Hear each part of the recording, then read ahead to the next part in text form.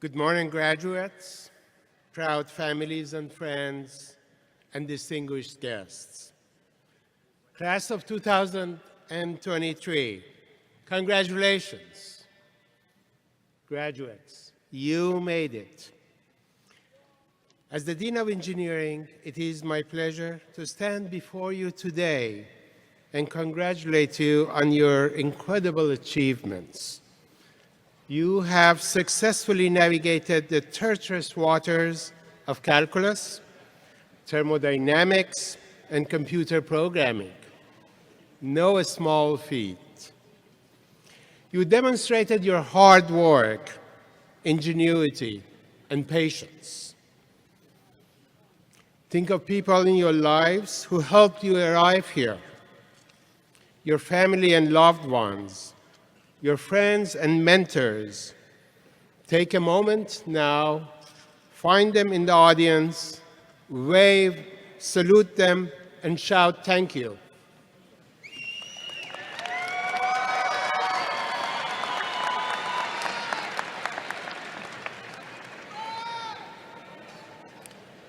A dedicated team of faculty and staff worked side by side with you. These dedicated individuals have stood by you, mentoring you, assisting you on your journey across your undergraduate years at UConn, and helping you to mature into the engineers you are today. Let's ask the faculty and staff to stand and join me in recognizing them.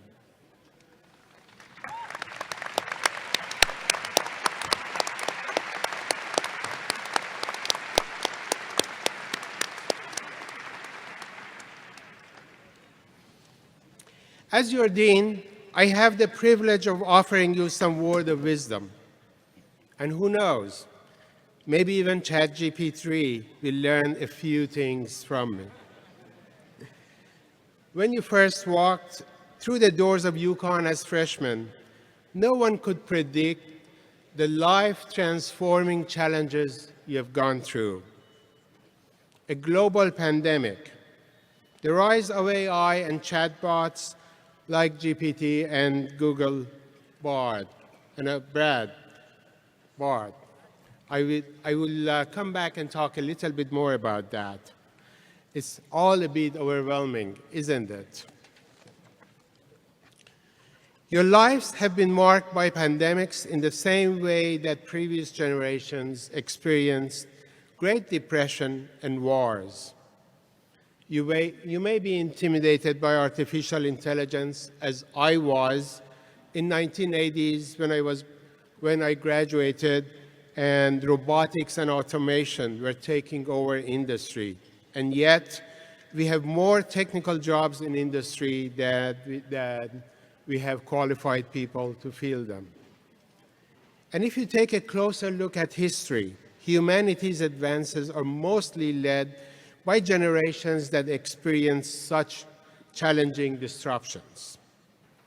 Yes, AI is advancing at an alarming rate, and it is true that it has the potential to surpass human intelligence. But there is one thing: we are humans, and that is our greatest asset. Think about it. As humans, we have something that AI will never have. We have feelings, we have emotions, we have the ability to empathize, to connect with one another on a deeper level, to create, to appreciate art, music, and literature. We have the capacity for love, for passion, for joy, and for sorrow. We have the capacity to care for each other. We have the capacity to care for humanity. AI cannot replicate our capacity for passion, creativity, and innovation that comes solely from humanity, human mind, and human heart. Capitalize on your humanity in practicing your engineering and use these qualities to stay ahead of artificial intelligence. Therefore, I challenge you to use your engineering skills to make the world a better place for humanity, for all of humanity, Think about the impact your work will have on people's lives. Consider the social, economic, and environmental implications of your engineering decisions and designs. In closing, I want to congratulate you on this incredible achievement. You have worked hard, and you deserve to celebrate. So go out in the world, embrace the unknown, embrace failure, and learn from it, take risks, and make a difference. And don't forget, have fun along the way, especially when you make embarrassing mistakes, which I do on a daily basis. Do not take yourselves very seriously, and always remain a proud Husky for life. Thank you.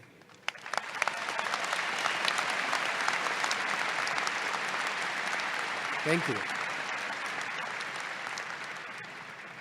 At this time, it is my pleasure and privilege to invite President Radenka Maric to the podium.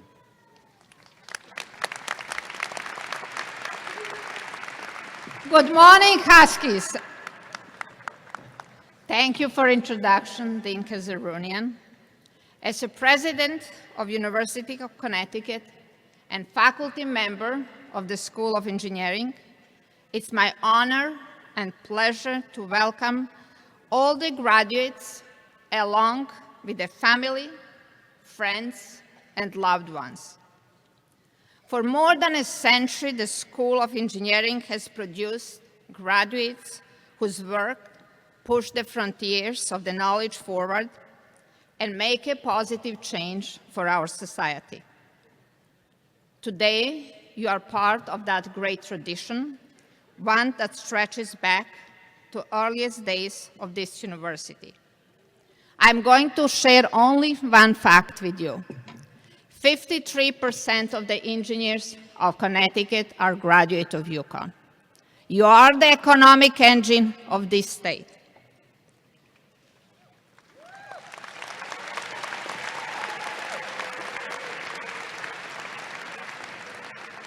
I know that this journey has not been an easy one. Along with rigor of the world-class curriculum and so many challenges, we are here to celebrate you. 13 years ago, I came to this university to teach you with all my passion and dedication, and I learned so much from you. It's a great joy as a faculty, not only as a president, to see you to graduate today. The journey to this moment has not been always easy, but with support of your family, friends, faculty, staff, donors, all people who care about you, you are going to get the degree today. I want to leave you with one thought.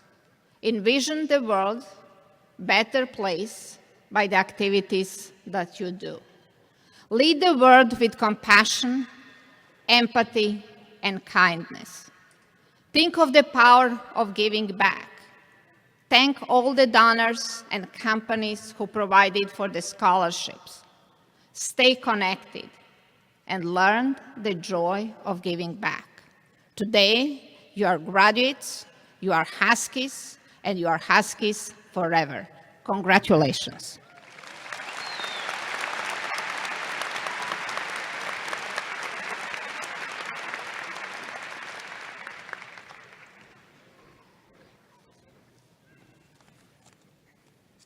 Thank you, President Maric. It is an academic custom that those who have excelled in science, letters, the arts, or have served humanity through writing or their acts should be appropriately honored. Today, the university is pleased to award an honorary doctorate at this ceremony. I'd like to invite Dr. Kazerounian to please come to the podium to read the citation.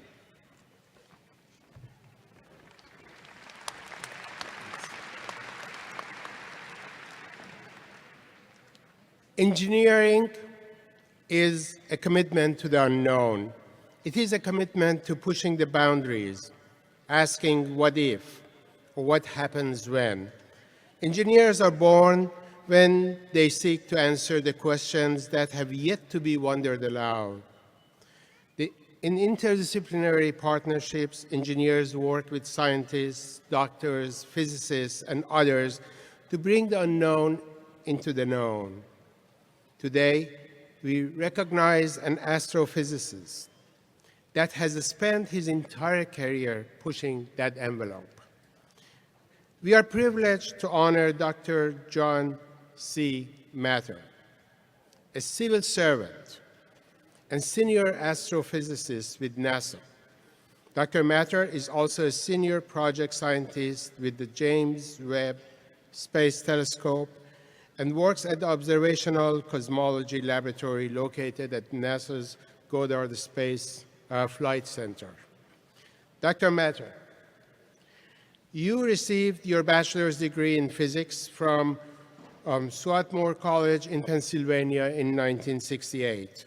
When you earned a doctorate in physics from University of California, Berkeley, you began to delve into the Big Bang event. Together with Cosmic Background Explorer satellite team, you showed that cosmic microwave background radiation has a black body spectrum within 50 parts per million, confirming the expanding universe concept, what we call the Big Bang theory. To extraordinary accuracy, the team also measured hot and cold spots in heat radiation. The revered Stephen Hawking said this was the greatest scientific discovery of the century, if not all times. You are an integral part of the collective human knowledge. You share the 2006 Nobel Prize of Physics and with George F. Smoot of the University of California for that work. And as a testament to your dedication and support of the multidisciplinary education, you used the prize money to start John and Jane Matter Foundation for Science and Art. You also sponsor summer interns to work on science policy on Capitol Hill through the Society of Physics Students. You tackle all these obligations while being a member of the National Academy of Science and the American Academy of Art and Sciences. Dr. John C. Matter, in recognition of your steadfast dedication to the unknown, your professional accomplishments, and your commitment to young students breaking through the boundaries of the universe, it is our deepest honor to bestow upon you today, this 6th day of May 2023, the degree of the Doctorate of Science, Honoris Causa. I would like to invite President Maric and Dr. John Matter to join me here.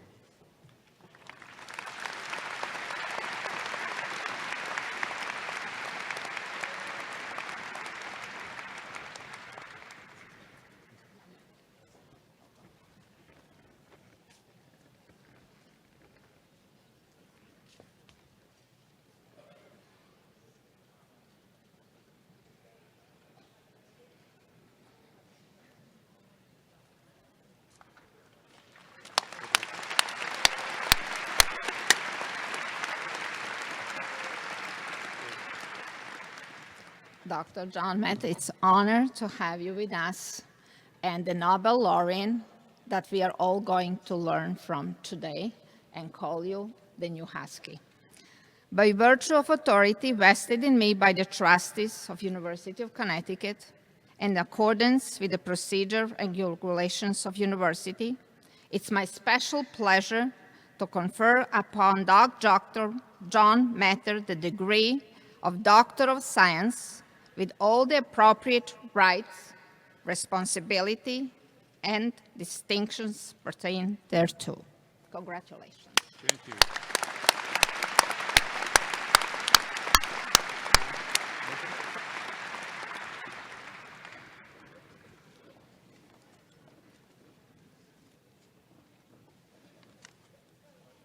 Thank you, Dean Kazerounian, for your kind introduction. I am pleased to be connected with the University of Connecticut for many years through friendship and a visit, and through shared interests in physics, in astronomy, and the future of our little planet Earth. Students, congratulations, you've made it through to the end. You've earned your diplomas, so let's celebrate. I might have some wisdom to share, but maybe the most important part is the celebration. Together, you students and families and friends and the University of Connecticut Family and Support Networks can say, we did it together. Some people would say that you're now ready to take on the world, the whole challenges of the world. But I would say we're all in this together. Life is a team sport, and we're here with our team, ourselves, and always have been. If there's any advice or wisdom, it would be call on the team. Share your concerns and ambitions with the team. This is not, now I'm free, I'm going it alone from here on. No, it's really, I am free and I'm here with people I want to play with on my team. You're going somewhere and your job is to build your team or teams, because we have many teams, family, friends, school, work, in the neighborhood, all the way up to planet Earth. I'm saying this as a person who's been on giant teams with NASA. It took 1,500 people to build the COBE, the Cosmic Background Explorer satellite that measured the heat of the Big Bang and made a map of the early universe and earned a Nobel Prize. It took 20,000 people to build the James Webb Space Telescope, the JWST, and now we can say we did it right. We succeeded. We built the most powerful space telescope of all time. We said we would, and we did. But to do it, we had to call on many teams, not just the NASA team, but the European and Canadian space agencies, aerospace contractors all around the world, and the people's representatives, the politicians that had to say, we are going to do this mission and we're doing it right. There's a very special politician to mention. She is retired now after 30 years in the Senate, Senator Barbara Mikulski. When she was 9 years old, she saw the movie about Marie Curie and decided to become a chemist. She got diverted into politics, and I'm so glad she did. She was the nation's most powerful advocate for science and engineering, and her message always was jobs, jobs, and jobs. So as we celebrate your graduation today, it is always good to remember the people of the United States, and here especially the citizens of Connecticut, and the people who lived here before the European immigrants came. It's good to be grateful to all of those who came before us, all the way back to people millions of years ago who learned how to control fire and to cook and to melt rocks to get glass and metal. We have a very long history of engineering. A few words about what we found with the JWST. We built a telescope so large that it had to be folded up to fit into the top of the rocket. It's an engineering triumph that took over 25 years, and it needed 10 new inventions before we could even finish the design. It's protected from the heat of the sun by a 5-layer umbrella, so it can get so cold that it does not emit its own infrared light. We put it on top of a French rocket and launched it from French Guiana on December 25th, 2021. We put it 1 million miles away so we could put up an umbrella and keep it cold. We designed it to see infrared light, to look as far out in space and as far back in time as we could, because we wanted to see how the first galaxies grew out of the primordial universe. A galaxy today is 100 billion stars like the sun, held together by gravity and orbiting a common center. But they did not start out that way. We are trying to learn our entire history, our cosmic history. How is it possible that a little planet or around an ordinary star like the sun could be formed from the primordial material? Are we alone? Are there other Earth-like planets? And do any of them have signs of life? And how far away are the neighbors? It looks like here Earth is very special. Even here in the solar system, there's nothing else like it. Venus is about the same size, but it's burning hot. Mars is a little smaller, and it's freezing cold. So people could live there. But tell them, if anybody wants to ask you about terraforming Mars, tell them it's a lot easier to keep the planet that we have. It runs by itself. So practically speaking, there is no planet B.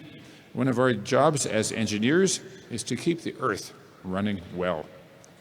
Coming back to the story of the universe, we have used the JWST to look for the first objects that grew from the primordial material. Did galaxy clouds form first and then subdivide into stars and then make black holes? Or perhaps did the black holes form first and then they make the galaxies around them? There's a huge mystery here. and the story only hangs together if there's cosmic dark matter, but we know almost nothing about it except how much there is. Right now, the short answer is pictures are magnificent and they're full of surprises. The galaxies grew bigger, faster, hotter, and brighter than we were expecting.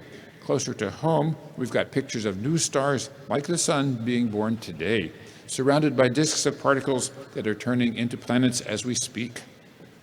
We've examined 60 planets to see if they are similar to Earth, and we found water in some of them, but only in the hot ones, the big ones. So we have found no little planets like Earth. Most stars have planets, and about 20% of them have planets that might be like Earth, but we can't tell yet. You might think it's crazy to try to find life on other planets, but all of NASA is about it's not impossible agency. If there's no law of nature against it, let's try it. There's no law of nature against finding life elsewhere or traveling to Mars. That means that in your lifetimes, there's a possibility that you will participate in the discoveries. People ask, why should we study outer space and astronomy when we have so many problems right here on Earth?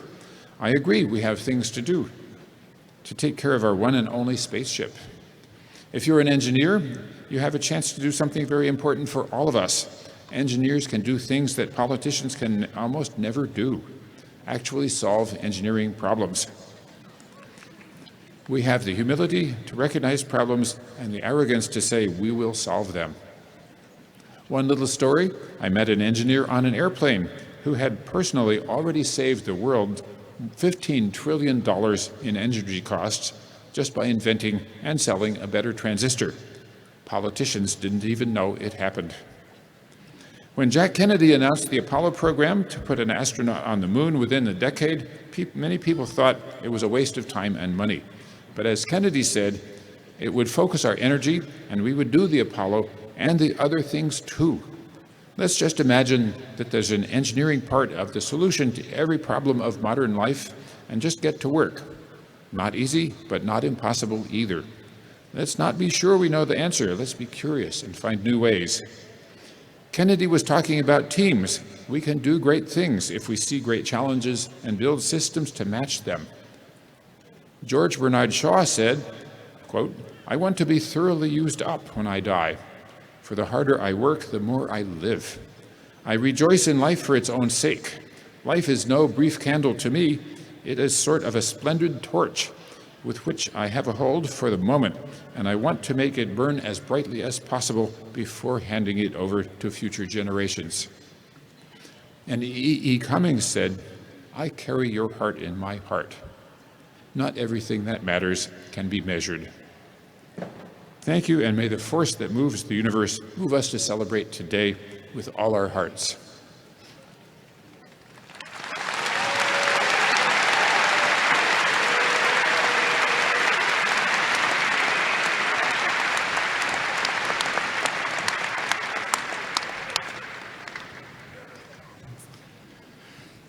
Before we move to our student speaker, I'd like to once again thank Dr. Mather for joining us and for his remarks today.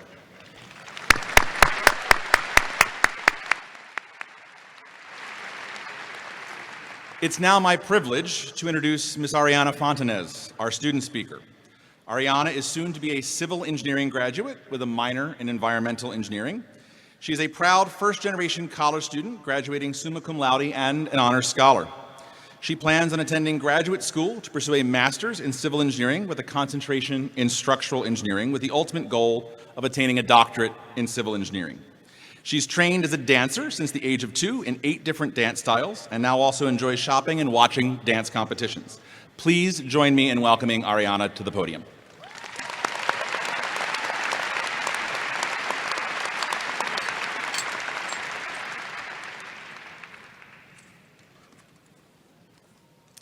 Thank you, Dean Burkey, Dean Kazerounian, President Maric, trustees, faculty and staff, family, and fellow graduates. Good morning, everyone. It is an honor to be standing here as a representative for the class of 2023 as a student speaker for commencement here at the University of Connecticut.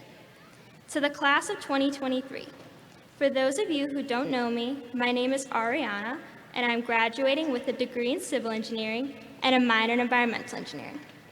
I am also graduating as summa cum laude and an honor scholar.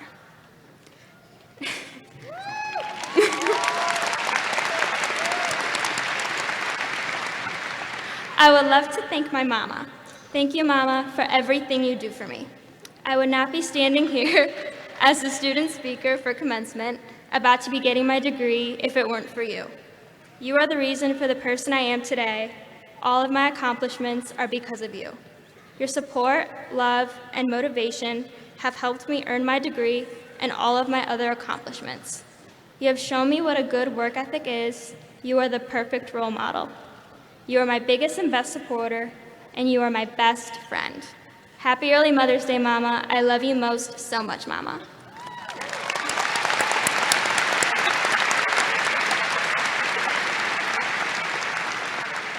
To our supporters, we are happy that you are here to see a momentous part of our lives.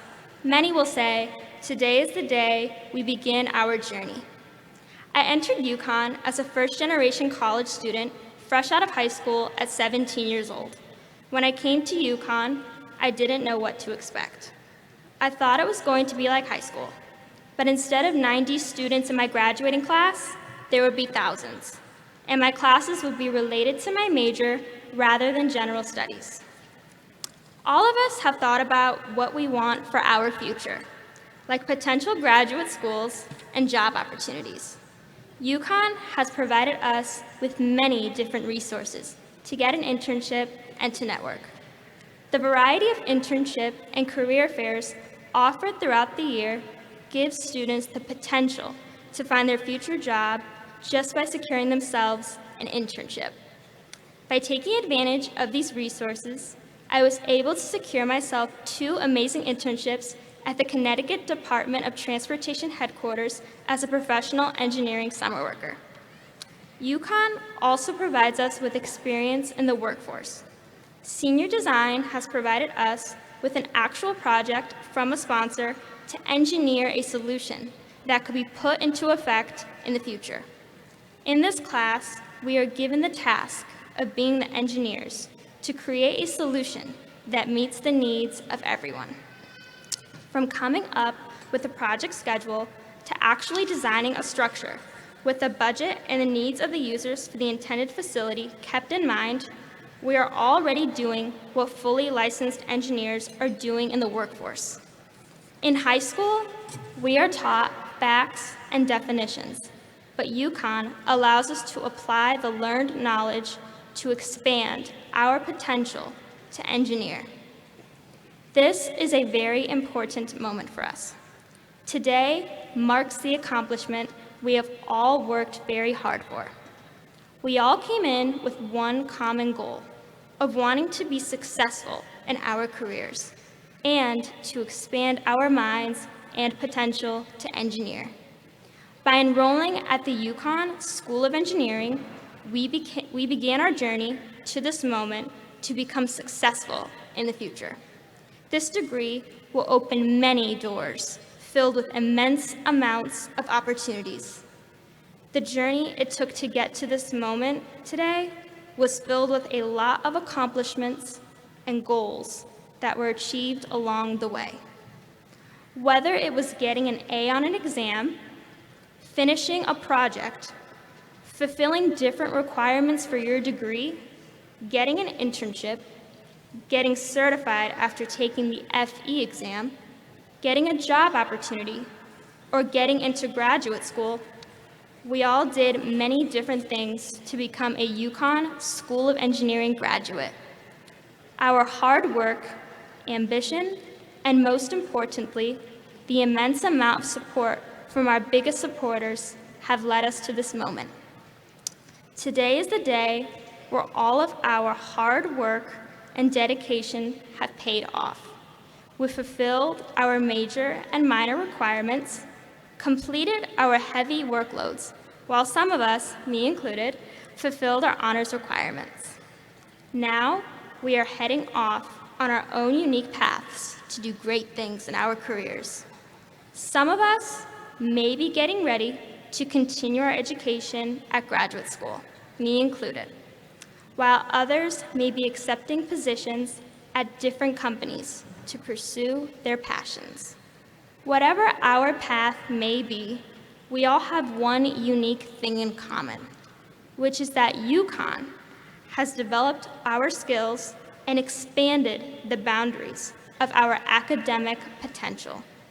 We have gained skills that will help us succeed on any path we choose.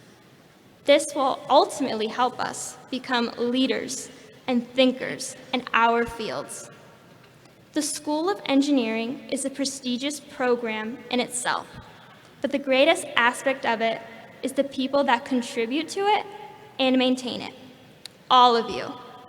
To my fellow students, let us take a moment to reflect on the journey it took to get here today. We should all be incredibly proud of our hard work and how much we have already accomplished to earn this degree. Today is the beginning of our journey. I wish you all success and the best for your unique journey. Congratulations to the UConn School of Engineering class of 2023. Thank you, Dean Burkey, and good morning, alumni. As Senior Director of Alumni Relations, it is my unique pleasure to be one of the first to address you as graduates of the University of Connecticut's School of Engineering. Today, you join an incredible community of more than 20,000 engineering alumni living in all 50 states and 56 countries around the world. You join individuals who have challenged the impossible, people who have designed rocket ships and some who rode them into space. You join entrepreneurs and inventors, educators and policymakers, people who have broken records, broken barriers, and broken glass ceilings. Today, the UConn Engineering alumni family could not be more proud to celebrate all of you, our newest members. As you look back on your journey at UConn, I'm sure you will remember the long hours spent in labs, the late nights studying for exams, and the countless projects that tested your knowledge and skills. But I hope that you will also remember the friendships you forged, the mentors who guided you, and the absolute certainty that you are a part of something special. The world needs engineers like you now more than ever. With your knowledge, skills, and passions, you have the power to solve some of the world's most pressing problems. As UConn engineers, you are inspiring not only for your intelligence and your grit, you are inspiring because of what you have done on this campus, in your communities, and beyond the classroom walls. You have seen in yourselves the ability to change the world, and you make things work better.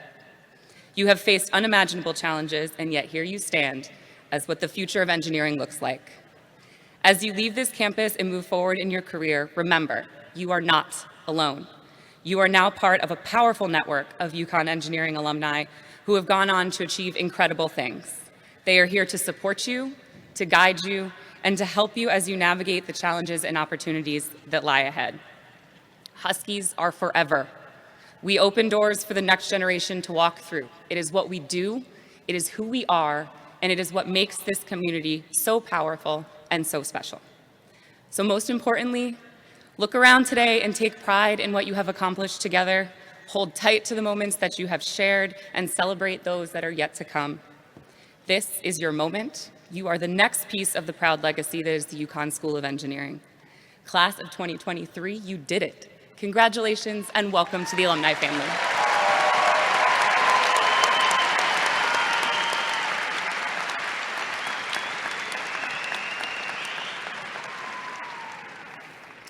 All right. Graduates. Has a nice ring to it, doesn't it? We are nearing the end of our celebration today, and as such, I get to say a few closing words.